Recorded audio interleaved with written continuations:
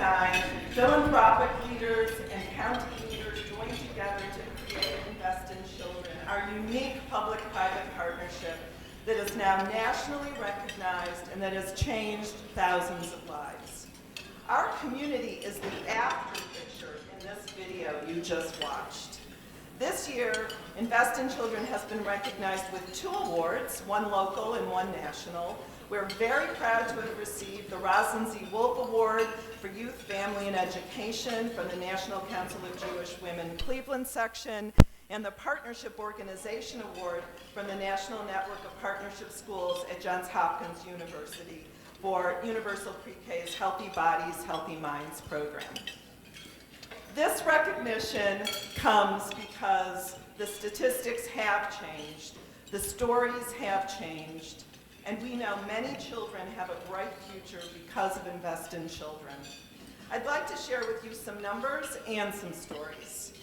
This year alone, 2,000 Medicaid moms will benefit from our Welcome Home program and have a registered nurse from the County Board of Health visit them and their newborn, conduct health assessments of mother and child, and connect them to needed services.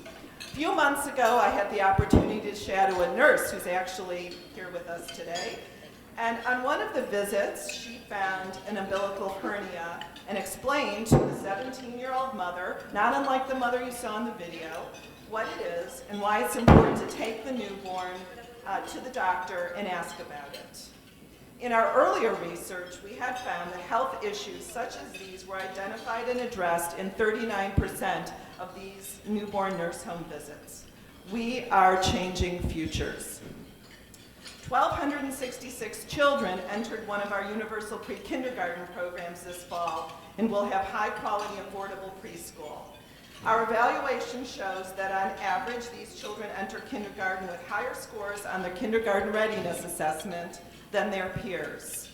At our UPK Back to School event, and you may have seen some of the photos up there, that was held in collaboration with University Circle last August, I met a family who had never visited the art museum before and were thrilled to watch their child learning through the arts.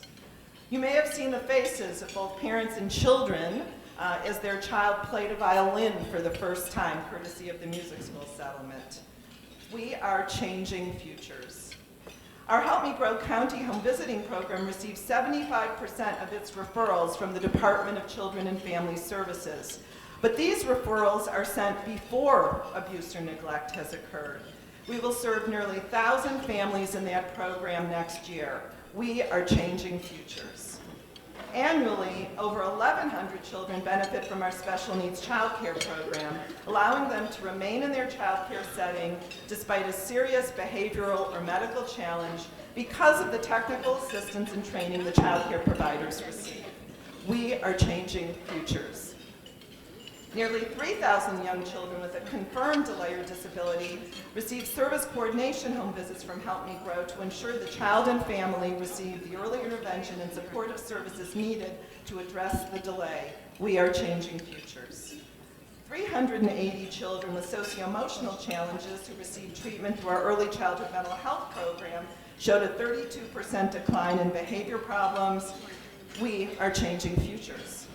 High-risk moms in the city of Cleveland who participate in the Moms First prenatal home visiting program have a much lower infant mortality rate than for the general population in the city of Cleveland. We are changing futures. And 120 children and parents participating in SPARK, an early literacy program designed to help children be well prepared for school, are benefiting as well. I attended one of the group lessons at an elementary school in Cleveland Heights a few months ago and watched how excited the children were about learning, how excited the parents were about learning with their children. We are changing futures. Invest in Children has remained strong because elected officials, civic leaders, funders, service providers, and families have seen results like these, the results that come from working together. Our new county executive and county council firmly believe in the mission of Invest in Children, and they support our work because they understand its role in the future of our community, and you will hear from them directly in just a little bit. Our private sector funders have continued their support, and this year our private funding has exceeded $2.6 million. We are very grateful to the Cleveland Foundation, George Gunn Foundation, Mount Sinai Healthcare Foundation, O'Neill Foundation, Jennings Foundation, PNC, United Way, Eaton Corporation, all supporting generously our programs, and to DDR for their support of this annual meeting. So now what's in store for our future? Here are just a few previews. We're reorganizing and reconvening our stakeholder committees to be more effective in helping us build cross-program linkages and enhance our service system where there are gaps. We're going to launch Families, a new awards program for public spaces and businesses that are family-friendly. Through the Positively Moms initiative, we're developing a new component to our county home visiting curriculum to reduce maternal distress, and we'll be doing a rigorous test of its effectiveness in collaboration with our evaluation team at Case Western Reserve. We will also be doing a significant expansion of our universal pre-K program. I'd like to end with some thank yous now. There's so many thank yous to say to the agencies and professionals who deliver services under the Invest in Children umbrella and really are most directly responsible for changing children's futures. So to our stellar lead agency, the Adams Board, led by Chief Bill Denahan, Cleveland Department of Public Health, led by Karen Butler, the Cuyahoga County Board of Health, led by Terry Allen, the Employment and Family Services, thanks to Interim Director Jackie Ward, and a warm welcome to our new director, Richard Jones, who I think just started this week. To help me grow, led by Melissa Manos, the Literacy Cooperative, led by Bob Papanetti, and last but certainly not least, Starting Point, led by our own Billy Osborne-Fierce.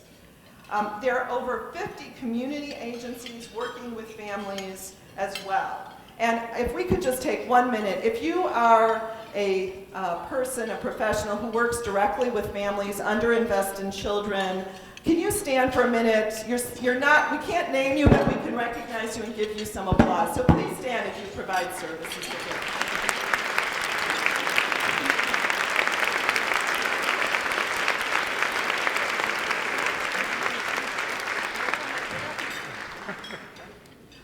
Thank you.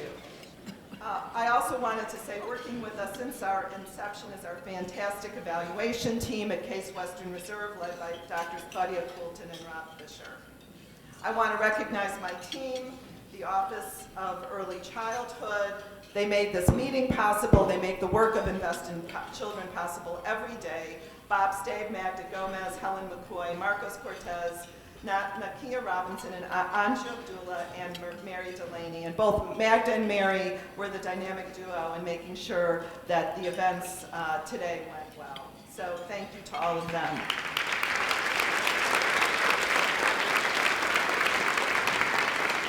Now, it's my privilege in a minute to introduce the co-chair of Invest in Children's Partnership Committee, Mr. Paul Clark. But before I do that, I do want to say a word about these dedicated civic leaders on the Partnership Committee who support and guide and advocate for Invest in Children on an ongoing basis. I can't imagine that Invest in Children would have been so successful without them. I get the benefit of their guidance and support all the time, and it has meant so much to me and my success. So thank you very much to our Partnership Committee.